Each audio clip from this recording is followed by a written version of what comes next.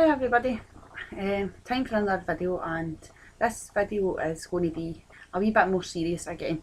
And the reason I'm making this video is because I've spent a lot of time over the last couple of days just re-evaluating different things, and I feel like I've got something that I can add to the multitude of videos and vlogs and things that are already out there surrounding this issue. Now, the issue that I want to speak about is bipolar disorder, and the reason I want to speak about that is because I was diagnosed with bipolar disorder, and it all started for me really when I was a small child. I can remember having feelings of worthlessness and feeling like I wasn't meant to be here. I didn't want to be here anymore.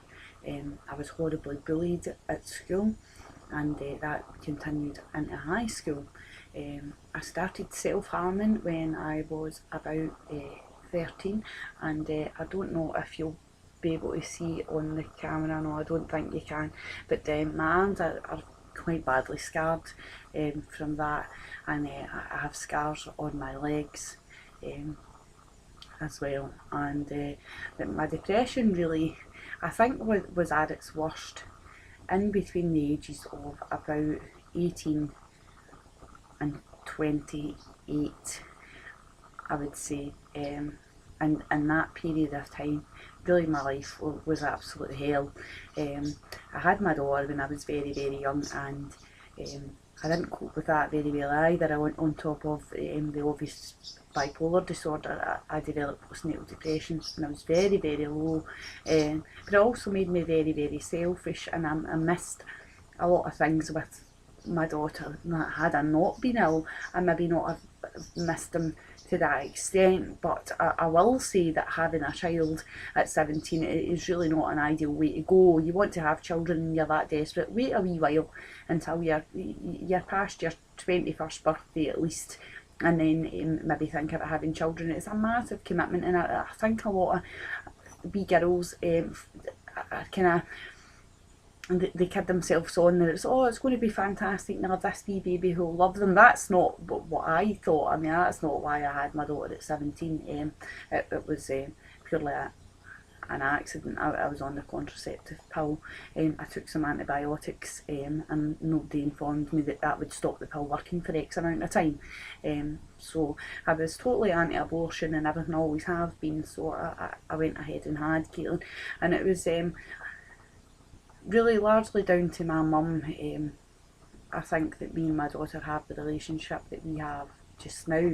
We stayed with my mum until Caitlin was 2 or 3, and in fact after I had moved out she remained with my mum for some time, because we didn't feel that I was ready yet to take on the commitment of living with my daughter full time, because I was still only a child myself, and this battle with mental health was always at the forefront. It's always been at the forefront of my existence, I think.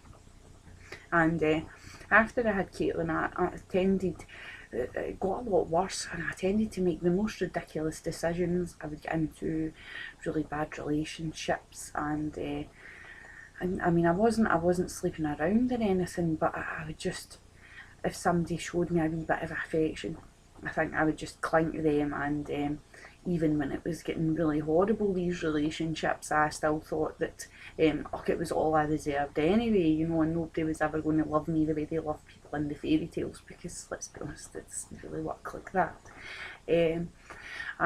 When I was, I think I was about 20, 21, I met, and eventually later down the line I married this guy. I met my son's father, and for the first kind of, I would say maybe year, 2 years, our relationship was very, very good. We were in tune with one another, and blah blah blah. And after the 2 years, I really can't say for certain what happened, but the relationship completely changed. And as much as it wasn't an abusive relationship in the sense that he was calling me all sorts of who or slut or anything, he wasn't hitting me. It was in my mind now, looking back, it was abusive in a sense, because he damaged me horrendously, mentally. He would go and sleep with other girls. He was very, very secretive. At one point he had 2 phones, and there were numerous occasions that I found text messages, conversations that he'd had on the internet with other women, and he always made me feel as if it was in my head. I was very paranoid, and we argued a lot, and basically it was his dishonesty. Had he just been honest at any point and says, you know, this is what's going on, it wouldn't have been so bad. But for somebody that is already suffering with bipolar, especially the depression side of it, which is what I tend to get more often, and I get really very, very low, had he been very honest, it might not have been exacerbated as much as it was. And I mean, I ended up I took a few overdoses in the latter part of our relationship. My behaviour was horrendous, but really it wasn't me, it was a cry for help, really, because he broke my heart. He really did. I mean, the hurt that I experienced then, I would never want to experience that again, and I would never want anybody else to experience it, because it was horrendous. He beat down my character, my self-confidence, my self-esteem. I felt that I was useless. I was stupid. You know, I was paranoid, and I was causing all these problems for myself. And it came to a head. My father had died 10 days before my son was born, and he died in the February, sorry, and the Christmas just before that, he was my husband by then, me and my husband had stayed up all night. We had this big heart to heart, and I was in the frame of mind that everything was alright at that point. Then my father died, and like I say, 10 days later my son was born, and things were alright after my son was born, but they weren't fantastic. Now bear in mind, I'd just had a baby, so my hormones are everywhere. I'd already suffered postnatal depression with Caitlin, so that was a very big likelihood at that stage. My father had died, and he meant everything to me, and I was mourning him horrendously. It was really, really bad.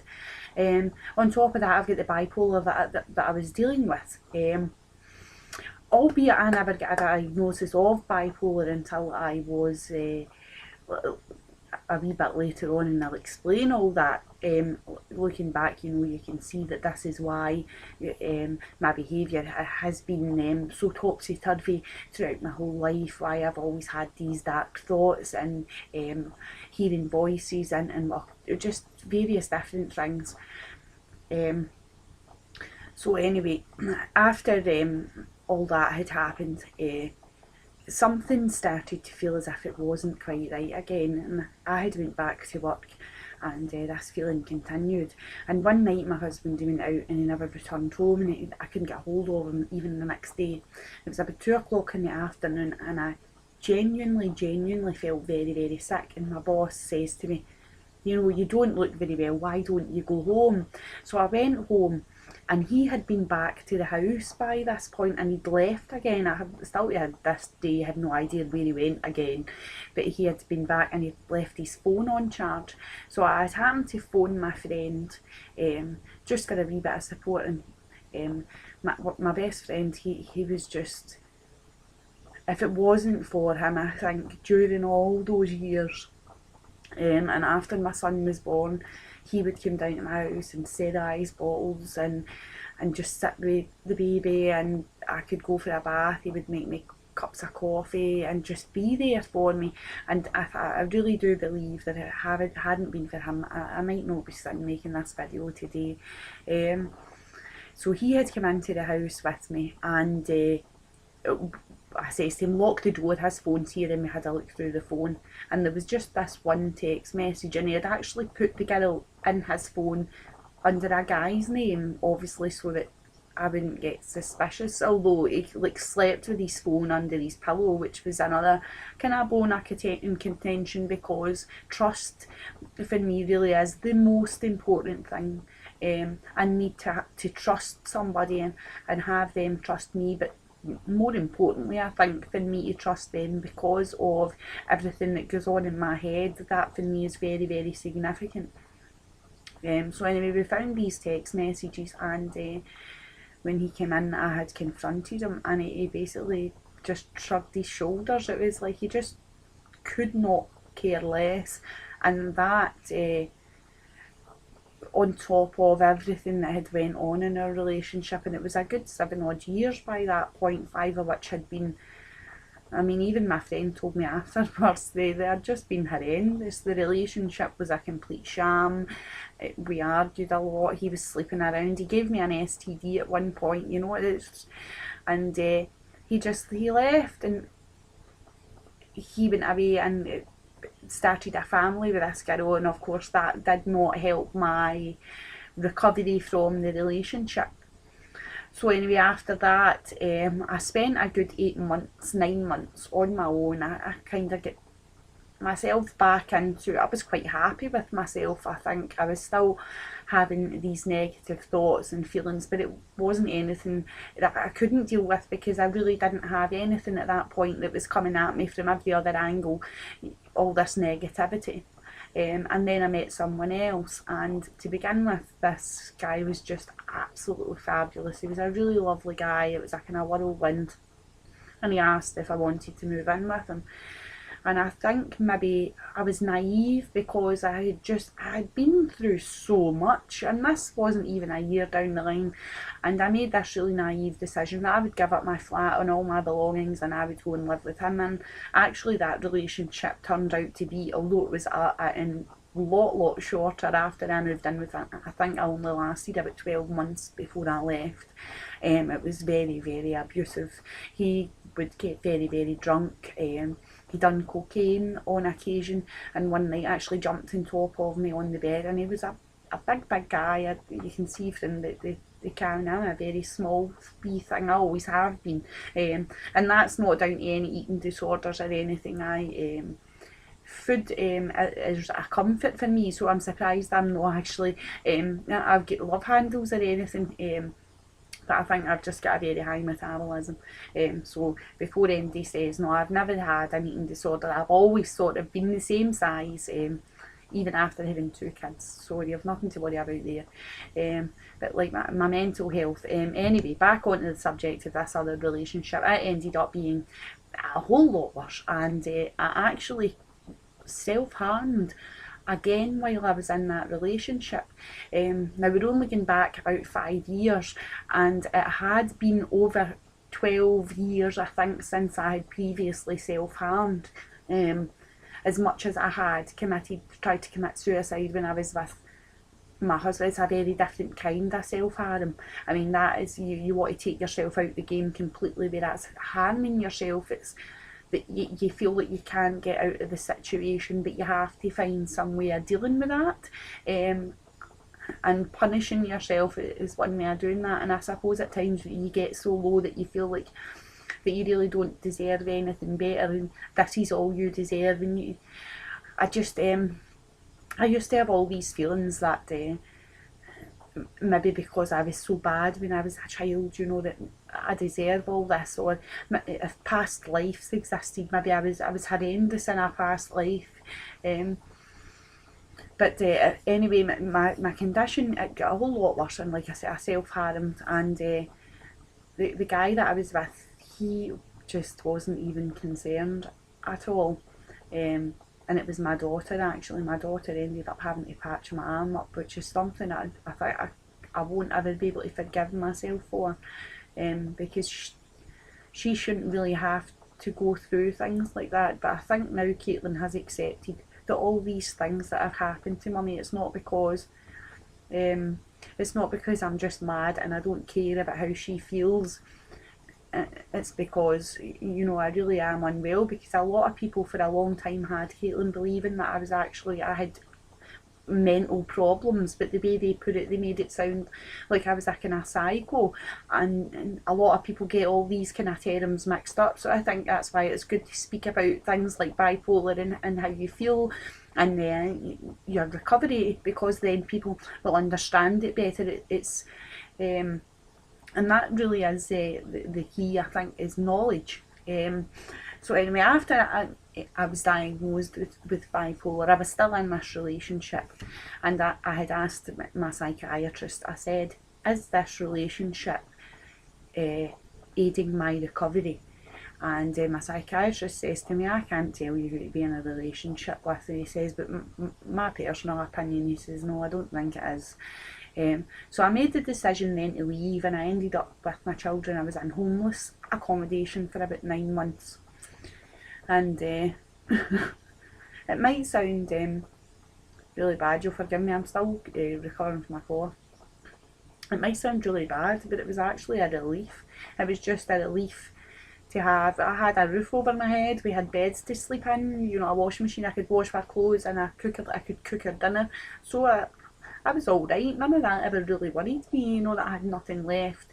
And I must say this ex-partner had eventually pulled through and done quite a decent thing, because when I gave up my flat to live with him, I'd said, if anything ever goes wrong, you know, you'll need to give me money to start again. I've got 2 children, and the deal was made that he would give me £5,000, and eventually it ended up it was £4,000, but it was plenty for it. I kitted out my whole house. I'm very savvy, so that wasn't a problem either.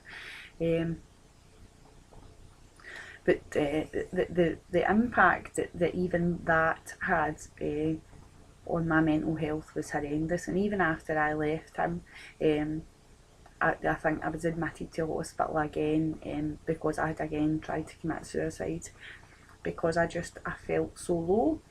And it's not until I look back that I realised that these people really were just feeding my negativity. They weren't helping me in any way, they weren't educating themselves as to how best to help me. And the one thing that I have heard a million times over the years is snap out of it.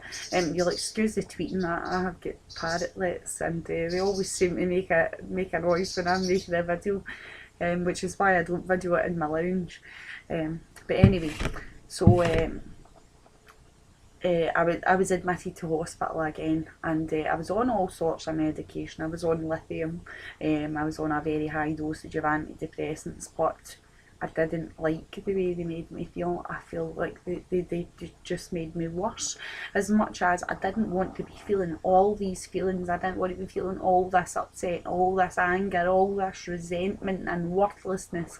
At the same time, I didn't want to be feeling nothing, and I was just like a big bag of potatoes. I was useless. I met well, I didn't meet, I ended up going out with this wonderful man, and I'd known him for 10 years, so he already knew my personality from when I was at work and when I was in kind of imbalanced periods. He knew me, so he knew everything, what to expect.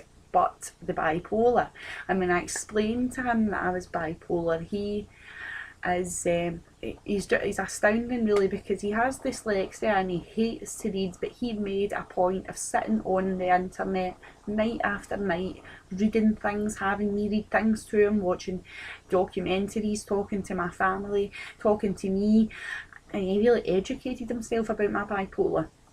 And I had made the decision to stop medicating, and I've now not been on any medication for over 3 years, I think, or just 3 years. And I think that is the key for me. Now, when I say, I'm going to talk now about my recovery, but I'm not going to advocate anybody coming off of their medication. I'm not going to advocate going and taking any of these herbal remedies. I've watched quite a few videos on bipolar, and everybody is, oh, try this, it completely works. What works for me might not work for you. Likewise, what works for you might not work for me. So I'll explain a wee bit. I stopped medicating, and at the same time as Gordon was educating himself, I really educated myself about the illness. But not only that, I educated myself about my feelings. So every time I felt something, I would think about what had triggered that feeling, about the strength of the feeling, and really now I can pinpoint down to about like a day or so before it's going to happen. I can pinpoint when I'm going to kind of spiral into an episode, and my episodes now are nothing like they were back then, because I don't have the same negativity. I don't have somebody coming in if I'm really upset, crying, saying to me, "Oh, what you fucking crying for?" You know, I have these big loving arms, I have an embrace, and that for me is enough. You know, that for me, for somebody to come in and genuinely ask me, like the way I've married this wonderful man, and my now husband, he says it in a kind of very concerned tone, "What's wrong with you?" You know, which is so much more preferable to, "No, what the fuck's wrong?" You know, because that is no way to speak to somebody, especially when they're sitting breaking down in front of you. And I get that an awful lot, that I was a greeting face fucker, as a term that's been used to describe me, and really that does not help at all these people, as much as they may not think so, or they may not like to admit it, but really just exacerbating my condition, so that I got to a point where I couldn't control myself, I couldn't control my own feelings, and I couldn't obviously control the outcome. Whereas now, if I get really, really depressed, and there still are periods when I will take to my bed for 2 or 3 days and the world is a big black hole for me, but I do know that I'm going to come out the other end of that now, and I'm not going to have to face any more negativity, because all the while I have this wonderful support network. I have people that have educated themselves about my condition. I'm very open with people. Everybody knows that I have bipolar. I also make jokes about it, and I feel that I'm entitled to do so, because it's been a part of my life. And I would urge everybody that has bipolar or wants to know anything about bipolar to go and do your own research. If you feel that you may be strong enough because you have a great support network to try a period of non-medication, I would urge you to speak to your family and friends about that, or speak to a health professional, a counsellor, or whoever it is you choose to open up to.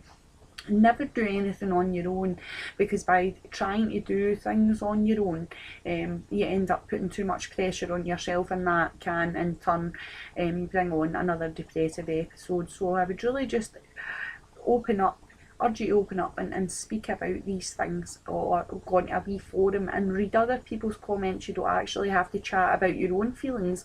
Watch some of the videos that are available about people's own experiences, and there's a fantastic documentary about Frank Bruno and his daughter, and their struggle with this issue. I would advise you to go and search the internet and have a wee look at that, because it's a really good documentary.